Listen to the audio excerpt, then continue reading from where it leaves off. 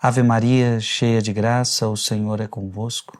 Bendita sois vós entre as mulheres, e bendito é o fruto do vosso ventre, Jesus. Santa Maria, Mãe de Deus, rogai por nós, pecadores, agora e na hora de nossa morte. Amém. Estamos fazendo uma linda reflexão sobre a força do silêncio. Quem está acompanhando todas essas pregações tem percebido a força que há no silêncio, a força espiritual que há no silêncio. E claro, não é um silêncio só de fechar a boca, mas é um silêncio de todo o nosso ser que se conecta com Deus. Para você que está acompanhando com o livro, nós estamos hoje na página 85, tá bom? Página 85 com o livro A Força do Silêncio.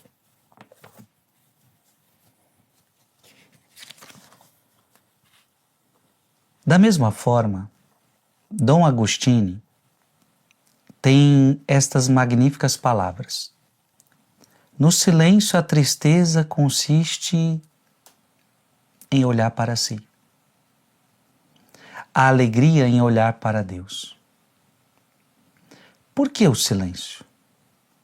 Porque é preciso sair de si mesmo, pensar em Deus, em vez de pensar apenas em si. Gente, vamos meditar hoje algo muito importante. Estamos falando tanto de silêncio aqui. Mas este silêncio não pode ser confundido com egoísmo. Ou seja, esse silêncio que me coloca dentro de mim mesmo, mas só para eu olhar para mim mesmo. Veja, esse seria um silêncio egoísta, seria um silêncio narcisista. O silêncio que está sendo proposto aqui, através das meditações do Cardeal Sará, é um silêncio que te coloca em conexão com Deus, te abre para Deus e te abre para o próximo. A prova de que você está fazendo um verdadeiro silêncio é que você ama a Deus e você ama o próximo. Um silêncio que só te coloca dentro de você mesmo, porque sim, o silêncio nós precisamos adentrar, nós vimos isso em tantas pregações, nós precisamos adentrar dentro de nós. O silêncio ele tem essa capacidade. Vamos adentrar no deserto interior, vamos adentrar na nossa casa interior, mas não para ficarmos contemplando a nós mesmos num egoísmo e num narcisismo. Isto não é espiritualidade. Isso não iria nos fazer bem. Por isso o Cardeal Sará diz: o silêncio conduz inevitavelmente a Deus, desde que deixemos de olhar para nós mesmos. Pois mesmo na experiência do silêncio há um problema, o narcisismo e o egoísmo. Então não é olhar para si mesmo com egoísmo, com narcisismo. Repito, isso seria um problema. Então veja, quando nós falamos de silêncio, nem todo silêncio é salutar, nem todo silêncio é sabedoria, nem todo silêncio é de Deus. Existe aquele silêncio onde um filho está bravo com seu pai e não quer falar com seu pai. Este silêncio não é bom. Existe aquele silêncio onde um marido e uma mulher ficam dias sem se falar porque estão brigados. Ora, nem todo silêncio é bom. Existe aquele silêncio onde uma pessoa está arquitetando um plano dias e dias para assaltar determinado ambiente, para prejudicar determinada pessoa. Nem todo silêncio é bom. Eu poderia dizer, existem silêncios diabólicos. O silêncio proposto aqui é um silêncio que você adentra a sua casa interior para você encontrar-se com Deus que habita dentro de você. Deus habita dentro de você. Paulo vai dizer, acaso não sabeis que vós sois templos do Espírito Santo e que o Espírito Santo habita em vós? Vamos abrir o texto. 1 Coríntios, abra aí sua Bíblia. 1 Coríntios, capítulo 6, versículo 19. Ou não sabeis que o vosso corpo é templo do Espírito Santo que habita em vós, o qual recebestes de Deus e que por isso mesmo já não vos pertenceis? Então, Paulo está dizendo, Deus habita em você. Porque o Espírito Santo é Deus, então Deus habita em você. O silêncio contemplativo é o silêncio de adoração, de escuta, daquele que se mantém diante de Deus. Então esse é o silêncio que a gente está propondo aqui. É um silêncio contemplativo, é um silêncio de adoração, é um silêncio de escuta daquele que se mantém diante de Deus. Então é um silêncio de quem se coloca diante de Deus. Então o silêncio exige uma disponibilidade absoluta diante da vontade de Deus. Devemos nos voltar inteiramente para Deus e para os irmãos, está vendo? Então, o silêncio de Deus é o que te abre para Deus e te abre para os irmãos. Eu queria que você abrisse um texto da Sagrada Escritura, 1 João. 1 João.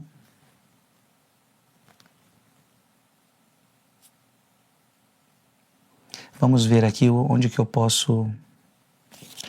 onde nós podemos ler. Aqui, 1 João capítulo 4, versículo 7 em diante. Caríssimos, vamos até ler o texto inteiro.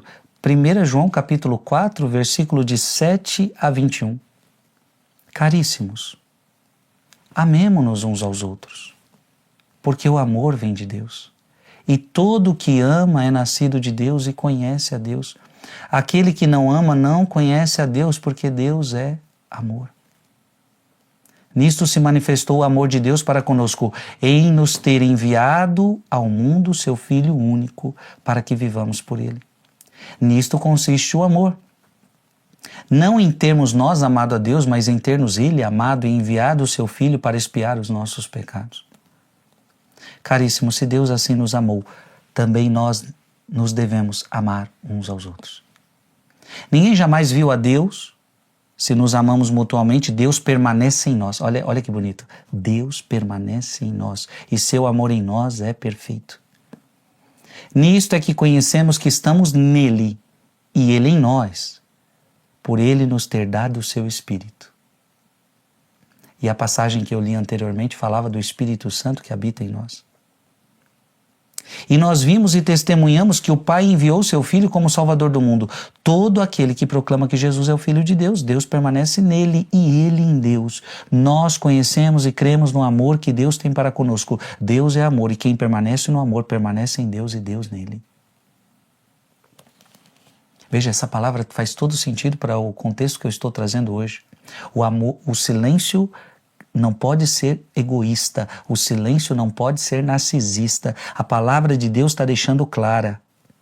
Deus está em mim, está. Então esse silêncio precisa me abrir para Deus e me abrir para o outro. Nisto é perfeito em nós o amor, que tenhamos confiança no dia do julgamento, pois como ele é, assim também nós o somos neste mundo. No amor não há temor.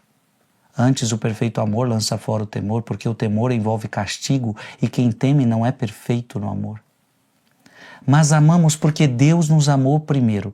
E aí termina. Se alguém disser, ama a Deus, mas odeia seu irmão, é mentiroso. Porque aquele que não ama seu irmão a quem vê é incapaz de amar a Deus a quem não vê. Temos de Deus este mandamento. O que amar a Deus, ame também a seu irmão. Ficou claro? Ficou claro para você? Ou seja, o silêncio exige uma disponibilidade absoluta diante da vontade de Deus. Devemos nos voltar inteiramente para Deus e para os irmãos. O silêncio é uma dádiva, uma caridade, em que os olhos de Deus tornam-se os nossos olhos e o coração de Deus um enxerto sobre o nosso coração. Não podemos continuar diante do fogo do silêncio divino sem nos abrasarmos. Os amigos e os amantes de Deus são por Ele iluminados. Quanto mais tempo ficamos em silêncio, quanto mais tempo ficam em silêncio os que amam a Deus, mais amam a Deus. Quanto mais vazios de si. E esse silêncio precisa nos esvaziar de nós mesmos. Quanto mais vazios de si, mais vazios da nossa vontade própria, mais vazios do nosso orgulho, mais vazio do nosso egoísmo. Quanto mais vazios de si, mais repletos de Deus. Quanto mais conversam com Deus a face, mais os seus rostos irradiam a luz e o esplendor de Deus, como Moisés ao sair da tenda do encontro. Olha o que acontece quando um homem se coloca na presença de Deus. Preste atenção o que acontece com você quando você se coloca na presença de Deus. Abra sua Bíblia em Êxodo, capítulo 34.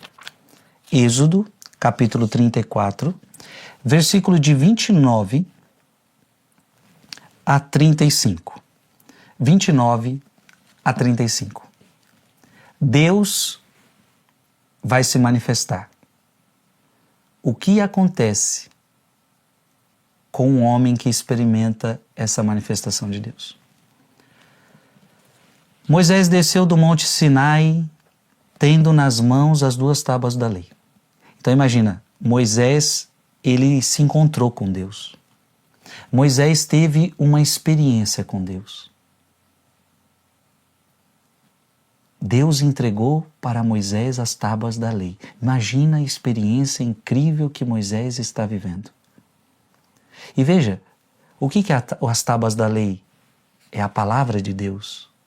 São as leis de Deus. A mesma coisa acontece quando você se coloca em silêncio diante da palavra de Deus. O que significam isso aqui em minhas mãos? Isto é a palavra de Deus. São as leis de Deus para a minha vida. Por isso, Moisés permaneceu em silêncio, ouvindo o que Deus tinha para falar com ele. E Deus entrega, descendo do monte. Moisés não sabia que a pele de seu rosto se tornara brilhante durante a sua conversa com o Senhor. Gente, olha que coisa linda. Moisés conversou com Deus. E conversa significa falar e escutar. Isso é uma conversa. Aqui, por exemplo, eu não estou conversando com você, porque só eu falo. Aqui é uma pregação. Aqui é uma pregação. Eu falo e você escuta. Uma conversa. Eu falo, você escuta. Você fala e eu escuto. Então olha que bonito. Descendo do monte, Moisés não sabia que a pele de seu rosto se tornara brilhante. Então Moisés começou a ficar brilhante. A sua face ficou brilhante. Quando você se coloca na presença de Deus,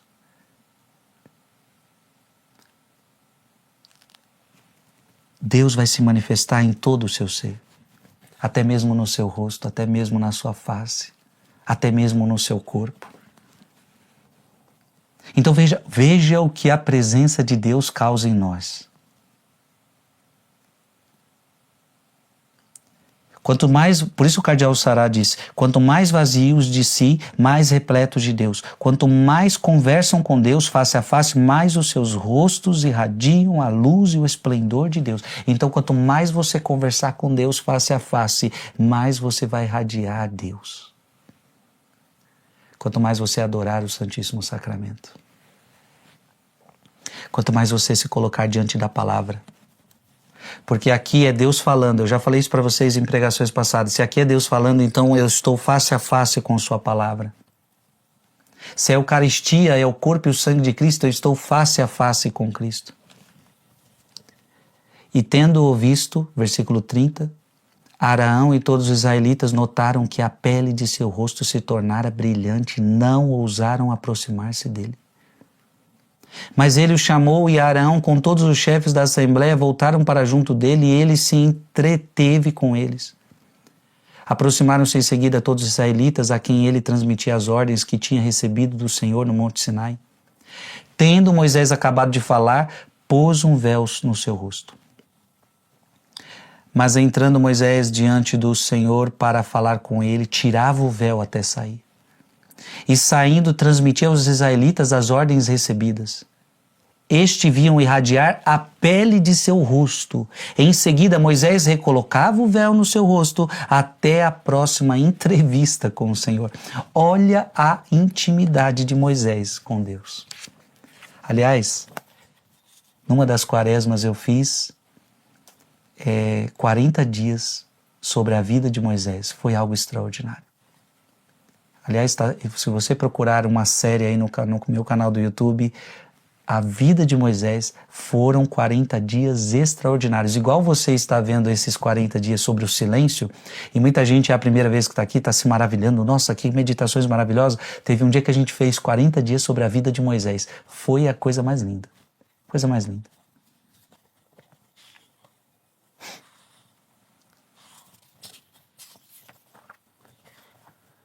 O silêncio e a solidão são uma pequena antecipação da eternidade na qual estaremos constantemente diante de Deus, iluminados por Ele, que é o grande silencioso, porque Ele é o grande amante.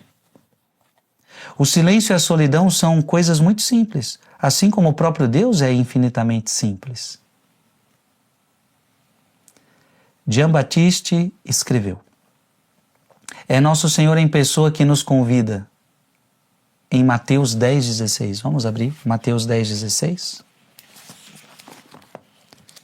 Mateus 10,16. Eis que vos envio como ovelhas no meio de lobos. Sede, pois, prudentes como as serpentes, mas simples como as pombas. Ou seja, Deus é simples e pede para nós simplicidade.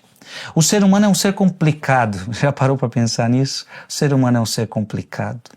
E infelizmente parece que se esforça para complicar ainda mais a sua relação com Deus. Gente, a gente é muito complicado e complicamos a nossa relação com Deus. Deus, porém, é a simplicidade absoluta. Quanto mais complicados, mais nos distanciamos de Deus. Porém, à medida que nos tornamos simples, poderemos aproximar-nos dele. O silêncio é um paraíso. Mas o homem não o vê diretamente, pois é um ser cheio de contradições. Devemos ser como as crianças diante de Deus.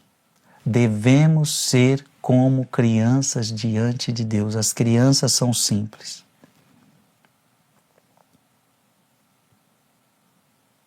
Mas de tantas maneiras queremos tornar difícil e obscura, ou mesmo inexistente, a nossa relação com Deus. Perdemos a simplicidade da infância, eis porque o silêncio é tão difícil. E quanto mais o ser humano rejeita o silêncio, mais ele quer ser o próprio Deus. Quanto mais o ser humano rejeita o silêncio, mais o ser humano quer ser o próprio Deus. A gente acabou de falar de Moisés. Se você parar para pensar, lá em cima, Moisés está em silêncio, ouvindo a Deus.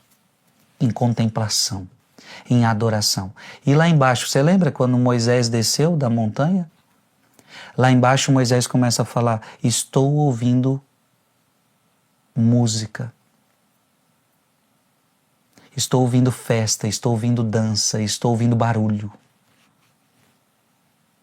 Então aquele que está na presença de Deus, de uma forma real, ele vive o silêncio. Aquele que está mergulhado na idolatria, vive no barulho do mundo. Perdemos a simplicidade da infância. Eis porque o silêncio é tão difícil. E quanto mais o ser humano rejeita o silêncio, mais ele quer ser o próprio Deus. No silêncio ele não pode se tornar uma falsa divindade, mas apenas ter um luminoso face a face com Deus. Então você está percebendo que o verdadeiro silêncio de contemplação a Deus esvazia você dos falsos ídolos. Nas Confissões, Santo Agostinho nos confidencia sua experiência nesta magnífica passagem: tarde te amei. Quem não conhece essa frase tão linda de Agostinho? Tarde te amei, beleza tão antiga e tão nova. Tarde te amei, eis que estava dentro de mim e eu fora. Gente, Agostinho é sensacional. E nós precisávamos trazer esse ponto aqui. Porque tudo que nós estamos pregando sobre o silêncio é isso. Você está precisando entrar dentro de você. Mas não para ficar olhando você. Você vai entrar dentro de você para encontrar o Deus que está dentro de você. Mas olha que bonito, Agostinho. O Senhor estava dentro de mim, mas eu estava fora. Eu estava fora. Exatamente isso. Quando você não está dentro é porque você está fora. E veja, você não está dentro no sentido de que você não está na sua essência. A tua essência é Deus. A tua essência é Deus. Você querendo ou não, a tua essência é Deus. Ah, mas tal pessoa não acredita em Deus. Tudo bem, ela não acredita em Deus, mas a essência dela é Deus.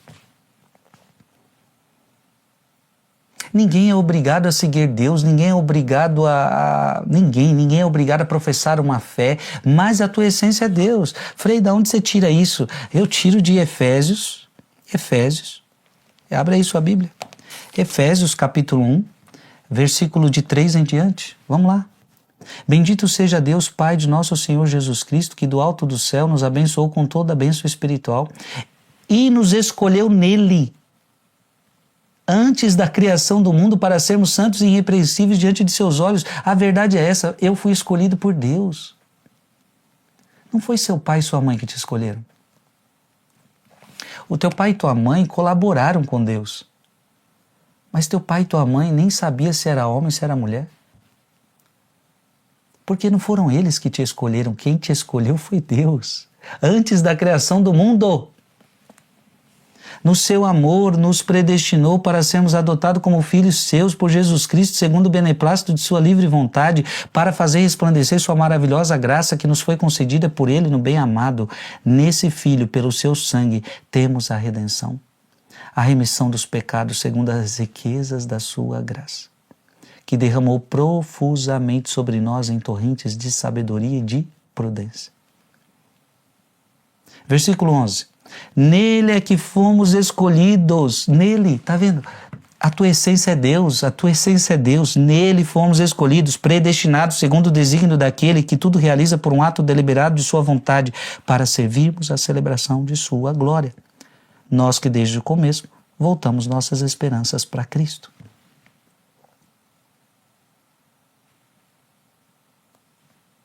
Você foi criado nele. Se você for para o Efésios capítulo 2, versículo 9, ou melhor, versículo 10, somos obra sua, criados em Jesus Cristo. Então assim, a tua essência é Deus. Por isso, Agostinho, eis que estavas dentro de mim, mas eu estava fora. Porque eu quero viver as coisas do mundo. Agostinho viveu esse período, né, de viver as coisas do mundo. Então, quando você quer viver as coisas do mundo, você tem que sair de dentro de você, você tem que se apartar de Cristo, você tem que se apartar de Deus, e você tem que viver as coisas que você quer viver, mas que são coisas que te tiram da sua essência, que te tiram do seu chamado. Abra sua Bíblia em 1 João capítulo 2, versículo 15. 1 João capítulo 2, versículo 15 e em diante. Não ameis o mundo e nem as coisas do mundo. Se alguém ama o mundo, não está nele o amor do Pai.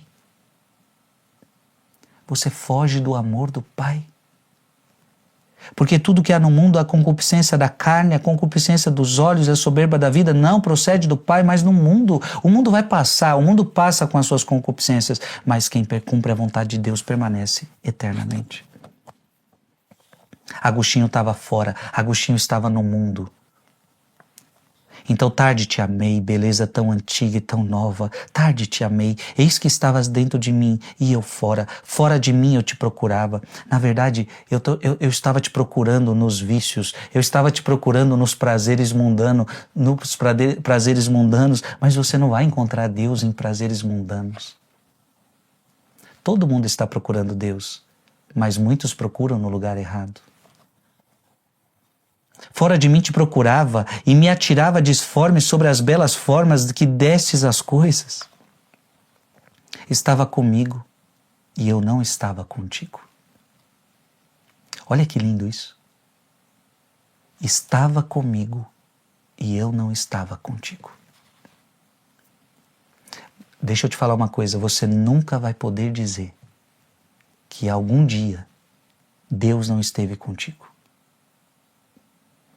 Ah, Frei, mas naquele sofrimento... Não, você nunca vai poder dizer. Porque aceitar que Deus te deixou algum dia é dizer que Ele mentiu. Deus não mente. Deus não mente. Abra sua Bíblia, vamos ver se o seu encontro aqui. Deus fez uma promessa. Mateus 28. Mateus 28, 20. Deus fez uma promessa para você. E se você disser que Deus um dia, algum dia, te deixou, que Deus algum dia não esteve contigo, Deus então mentiu. Jesus é mentiroso. Não, mas Jesus não é mentiroso. Jesus não pode mentir. E veja, Mateus 28, 20. Ele estava subindo ao céu e antes de subir ao céu ele faz uma promessa. Eis que estou convosco todos os dias até o fim do mundo. Eis que estou convosco todos os dias até o fim do mundo. Jesus não mentiu. Então, Frei Gilson, fala para mim agora. Frei Gilson, Jesus esteve com você todos os dias. Isso significa todos os dias que passaram e todos os dias que virão, até o fim do mundo. Agora, eu não estava contigo. Se eu olhar a minha vida, muitas vezes eu não estive com Deus, porque preferi as coisas do mundo. Agostinho continua. Retinham-me longe de ti as coisas que nem existiriam se não estivessem em ti. E a gente se joga nas coisas, nas coisas do mundo. Como se o mundo pudesse subsistir sem Deus. Tu me chamaste e teu grito rompeu minha surdez. Olha que bonito. Tu me chamaste e teu grito rompeu minha surdez. Brilhaste, teu esplendor afugentou minha cegueira. Exalaste teu perfume, respirei-o. Suspiro por ti, conheci teu sabor, e agora tenho fome e sede de ti. Tocaste-me, e o desejo de tua paz me inflama. Isso está no livro das Confissões de Santo Agostinho. Onde estão, enfim, as moradas do silêncio? Onde estão, enfim, as moradas da solidão e do silêncio? As belas moradas da solidão e do silêncio, Jesus mesmo as indica aos homens. De início, é a intimidade de nosso quarto ao fecharmos a porta para estarmos sozinhos no segredo de um colóquio íntimo com Deus. É também a penumbra de uma capela, lugar de solidão, de silêncio e de intimidade, onde nos aguarda a presença de todas as presenças, Jesus na Eucaristia. São também os santuários, os lugares santos e os mosteiros que nos permitem consagrar alguns dias ao Senhor. São, enfim, as casas de Deus, que são as nossas igrejas. Se os padres e os fiéis forem zelosos e respeitar o seu caráter sagrado, a fim de que não se tornem museus, as nossas igrejas não se podem se tornar museus, salas de espetáculo ou de concerto, mas continuem a ser lugares santos reservados à oração e apenas a Deus. Não hesitemos em privilegiar a oração silenciosa diária na solidão de nosso quarto. Você precisa rezar na solidão do seu quarto, fechar a porta, só você e Deus, só você e Deus. Quando fordes orar, Mateus 6,6, já estamos decorando, né? Eu creio que você já está decorando. Mateus 6,6, quando orardes. Cadê aqui o texto?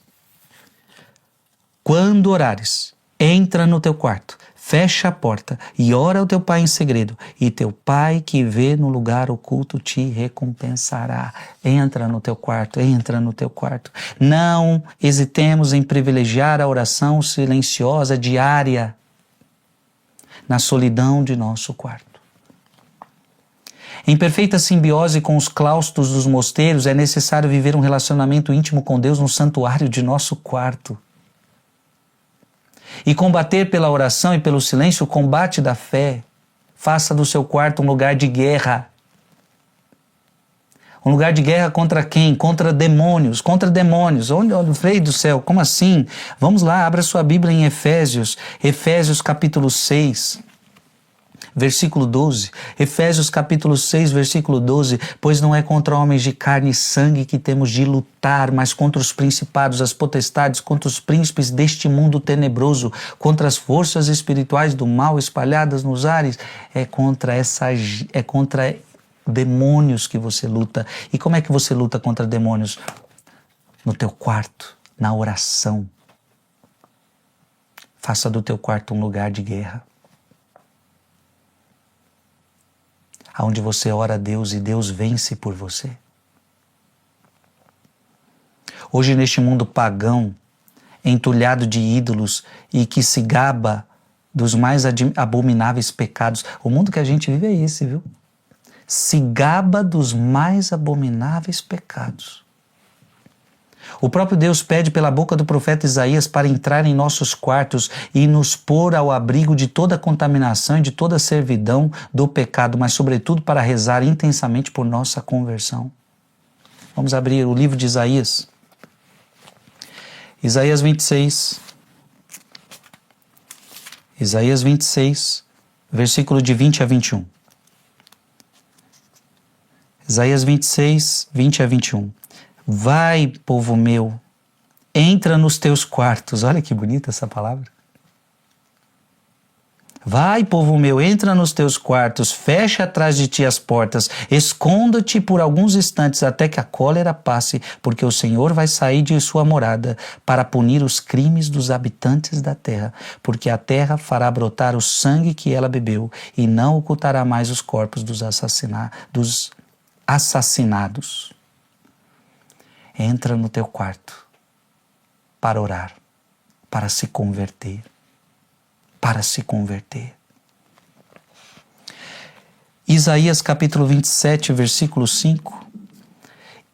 A menos que se coloquem sob a minha proteção, que façam a paz comigo, que façam comigo a paz. Deus quer proteger você. Mas para isso você precisa estar na presença dele. Podemos nos contar verdadeiros contemplativos, vivendo em paz com Deus, se nossas casas tornarem-se templo de Deus. Faça da sua casa um templo de Deus. Vou pedir para você abrir outro texto bíblico que me vem à mente agora. Onde está este? Creio que esse nós vamos encontrar no Evangelho segundo João. Evangelho segundo João.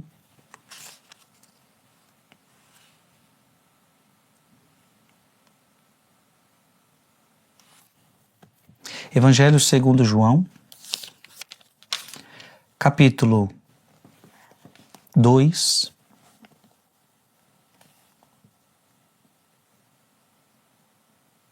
capítulo 2,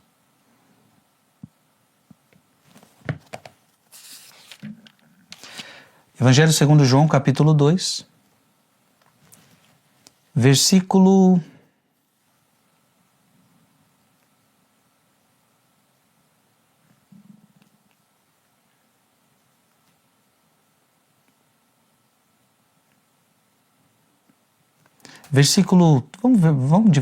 13 em diante. Estava próximo a Páscoa dos judeus e Jesus subiu a Jerusalém, encontrou no templo os negociantes de bois, ovelhas e pombas e mesas dos trocadores de moedas.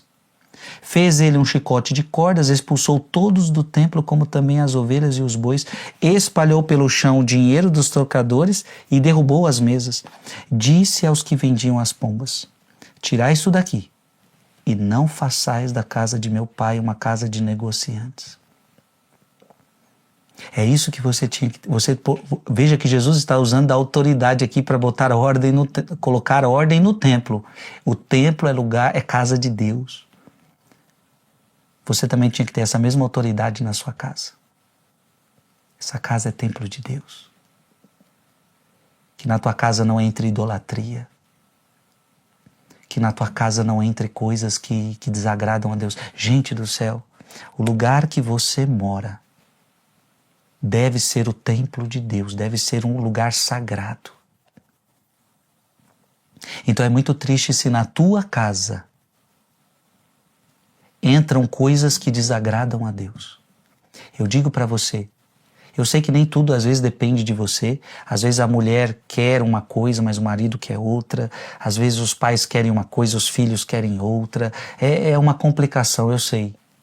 Mas à medida do possível, com muito diálogo, com muito amor, não permita que na sua casa seja um lugar onde entram idolatrias, entram coisas mundanas que desagradam a Deus. Que desagradam a Deus. Tirar isso daqui, não façais da casa de meu pai uma casa de negociantes. Lembraram-se então dos seus discípulos do que está escrito: o zelo da tua casa me consome. Ou seja, minha casa será uma casa de oração. Que a tua casa seja uma casa de oração.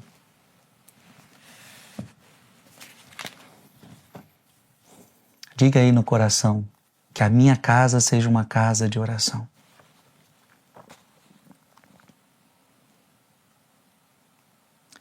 É tão vasta e árdua a distância a percorrer para irmos aos confins do nosso território interior, que ela precisa de certas paradas de descanso em que o silêncio e a solidão sejam pilares intangíveis. A intimidade sagrada de uma capela, de um quarto, do claustro, de um mosteiro simboliza a pureza do paraíso. Nesse lugar abençoado, a solidão e o silêncio alcançam uma forma de perfeição estética e espiritual. Busque o que o cardeal Sará está falando? Busque as igrejas para fazer silêncio. Adentre os mosteiros para fazer silêncio. Aproveite. Faça do teu quarto um lugar de silêncio. Então, às vezes você, por exemplo, antigamente a televisão só existia na sala, né? Antigamente a televisão só existia na sala. Mas hoje as televisões estão adentrando os quartos. E beleza, respeito você, mas o que eu quero fazer você pensar é: o quarto é um lugar de descanso. O quarto deveria ser para você um lugar onde você busca a presença. Então, o que eu quero dizer é o seguinte: cuidado para não levar muito barulho para dentro do seu quarto. Cuidado para não fazer do seu quarto um lugar só de entretenimento. Você pode. Claro que a sua vida tem que também ter entretenimento. Mas cuidado para não ser só isso. Cuidado para você não levar para o seu quarto barulho, que o seu quarto seja um lugar de descanso, que o seu quarto seja um lugar de intimidade com Deus, que o seu quarto seja um lugar onde você se ajoelha, que o seu quarto seja um lugar que tem um altarzinho ali. No meu quarto, por exemplo, se você entrar, você vai ver uma pequena capelinha, um pequeno altar, onde eu me prostro na presença de Deus, dentro do meu quarto. E eu digo para você, um dos lugares que eu mais gosto de rezar é dentro do meu quarto. Que no convento a gente também pode chamar da minha cela.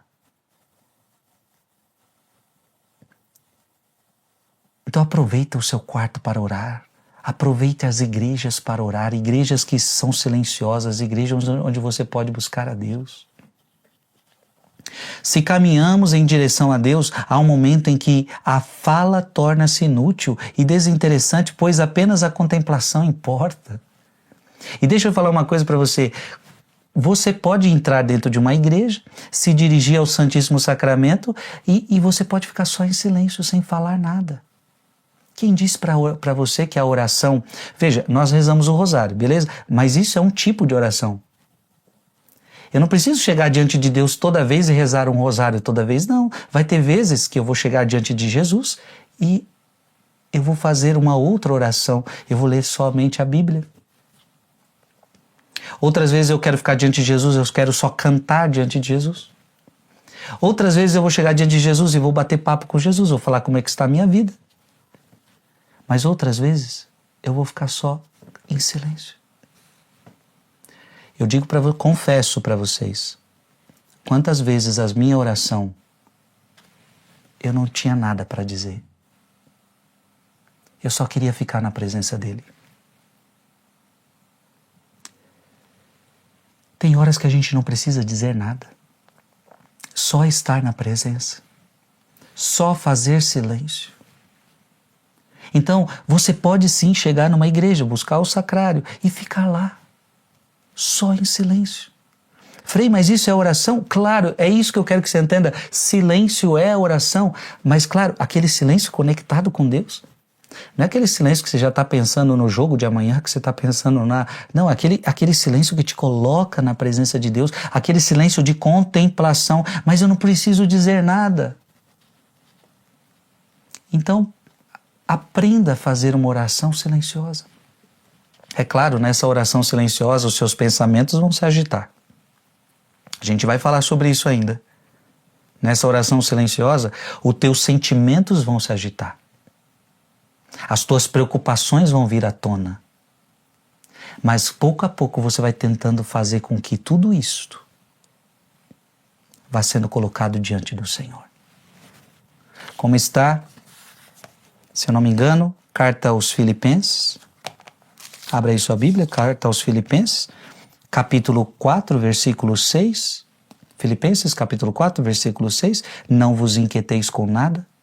Em todas as vossas preocupações, em todas as circunstâncias, apresentai a Deus as vossas preocupações, mediante a oração, as súplicas e a ação de graças. Para a gente terminar, o mundo pode seguir o homem onde quer que vá se esconder, até mesmo na solidão e no silêncio do claustro. O orgulho e as paixões são um tipo de hipocrisia que buscam retomar seus piores direitos sobre a alma.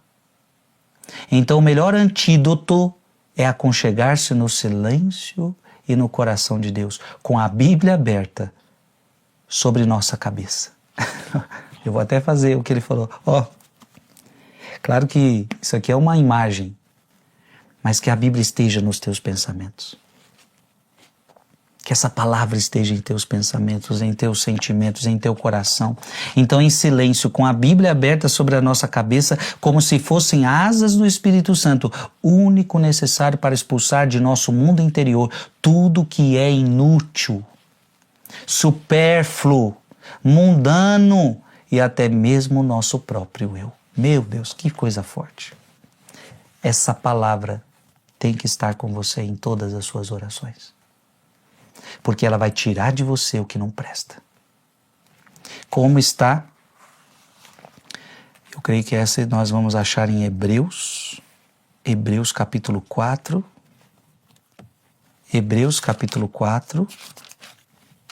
E a gente termina com essa palavra. Hebreus capítulo 4, versículo 12 e 13. Hebreus 4, 12 e 13. Porque a palavra de Deus é viva. Quando você está diante da palavra, você não está diante de uma palavra morta.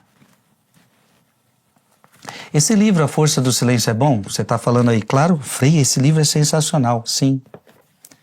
Mas não é um livro vivo. Não é um livro vivo. E daqui a pouco, veja, esse livro quem escreveu foi o Cardeal Sará, o Nicolas perguntou coisas para ele e o Cardeal foi respondendo. O Cardeal Sará ainda está vivo. Enquanto eu gravo esse vídeo, o Cardeal Sará ainda está vivo. Mas um dia, vai chegar o dia que os seus dias vão se findar nessa terra. E nós vamos falar de um autor que já se faleceu, que morreu. E que não terá, enquanto Jesus não voltar, não ressuscitou, não ressuscitará. Claro que na volta de Cristo todos ressuscitarão. Mas veja, todos nós vamos morrer um dia. Agora, Cristo está morto ou está vivo? Pergunta para você, Cristo está morto ou está vivo? Cristo está vivo. Cristo está vivo. E se você não acredita nisso, é vã a sua fé. É vã a sua fé. Cristo está vivo. Mas, Frei, então por que você está com um crucifixo onde Cristo está morto? Mas não é porque eu acredito que Cristo está morto que eu carrego esse crucifixo. Eu carrego esse crucifixo para me lembrar do amor dele por mim, porque João capítulo 3, versículo 16, de tal modo Deus amou o mundo que enviou seu Filho único, para que todo que nele crer não pereça, mas tenha a vida eterna. Ele morreu numa cruz por mim porque ele me ama. Eu olho para essa cruz e vejo amor. Ninguém tem maior amor do que aquele que dá a vida pelo amigo. Essa é a maior prova de amor. E por isso Paulo dizia, eu prego a Cristo crucificado, eu prego a Cristo crucificado. Então é para eu nunca me esquecer da cruz. Quem quiser me seguir, negue-se a si mesmo, tome a sua cruz. Eu não posso me esquecer da cruz. A cruz é o eixo da vida do cristão. Mas Cristo está vivo. E se Cristo não está vivo, é vã a nossa fé. Por isso, essa palavra só pode ser viva. Porque a palavra de Deus é viva, eficaz, mais penetrante do que uma espada de 2 gumes e atinge até a divisão da alma e do corpo, das juntas e medulas e discerne os pensamentos e as intenções do coração. Essa palavra, quando vai entrando, ela vai separando, ó, isso aqui está certo, isso aqui está errado. Você vai lendo Bíblia, ai meu Deus, isso está certo, isso está errado. Quer ver uma palavra que você consegue? Eu vou voltar no texto aqui, marca aí o seu texto e vamos para Gálatas capítulo 5. Aqui é uma palavra bem fácil de ver isto.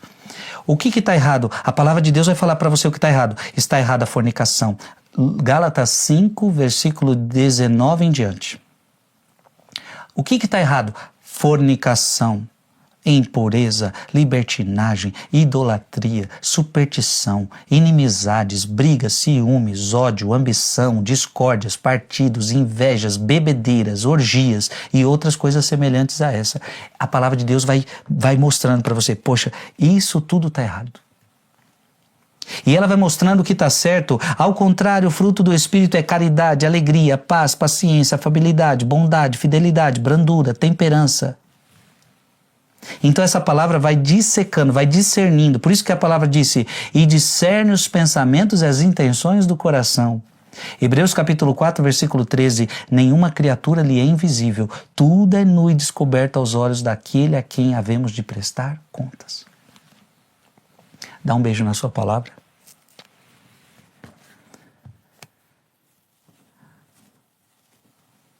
Silêncio não é egoísmo. Não vale a pena você fazer um silêncio para olhar para si mesmo, com um egoísmo narcisista. O verdadeiro silêncio vai te colocar diante de Deus, vai te colocar diante da palavra. E você vai, como Agostinho dizia, né? Como é que Agostinho falou tão bonito? Vamos pegar o texto aqui. Agostinho disse algo tão bonito. E o teu grito rompeu minha surdez. Em silêncio diante dele para que a voz dele rompa a minha surdez, que a palavra penetre. Por isso, toda vez que você for orar, vá com a palavra, vá com a palavra. Ah, mas eu não compreendo a palavra. Ah, meu filho, então é por isso que você precisa escutar, para compreender cada dia mais. E tem tanta coisa que eu ainda não compreendo dessa palavra. Eu estou igual você. Tem muita coisa que eu ainda não compreendo. Mas eu só tenho um jeito de compreender. Pedindo a Deus que nos mostre. Pedindo a Deus, mostre-me alguém que me ensine o que significa essa palavra. É na oração que a gente vai ouvindo a voz de Deus. Então o silêncio não é narcisismo, o silêncio não é egoísmo, o silêncio é se colocar na presença de Deus, ouvir sua voz, abrir-se a Deus. E quando eu me abro a Deus, eu também vou me abrir aos irmãos, eu também vou me abrir ao próximo. Isto é fantástico, isso é maravilhoso. Glória ao Pai, ao Filho e ao Espírito Santo, como era no princípio, agora e sempre. Amém.